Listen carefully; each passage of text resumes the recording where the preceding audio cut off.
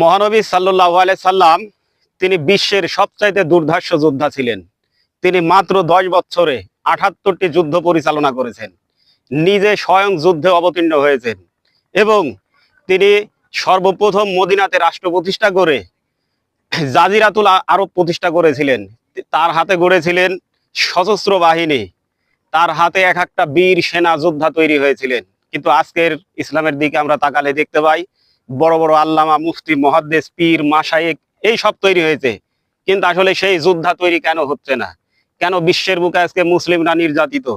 কেন তারা পেটে ভাত পাচ্ছে না? কেন বোমার আঘাতে জর্জরিত হয়ে যাচ্ছে? কেন তারা বোমের আঘাতে জর্জরিত হয়ে যাচ্ছে?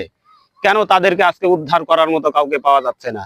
শুধু মাউথপিস হাতে ধরে দুইটা বক্তব্য দিয়েই শেষ হয়ে যাচ্ছে, কিন্তু কাঙ্ক্ষিত সেই শান্তি, সেই মুক্তি এই মুসলিম জাতির কেন মিলছে না?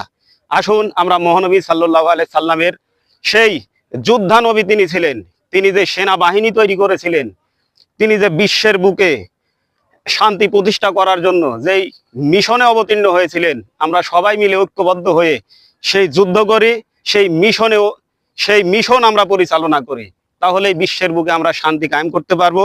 সেই রকম ভাবে মানুষ মুক্তি পাবে, শান্তি পাবে, দরজা খুলে ঘুমাতে পারবে। সবাইকে আল্লাহ হাফেজ। সালামু আলাইকুম ওয়া রাহমাতুল্লাহি ওয়া বারাকাতুহু।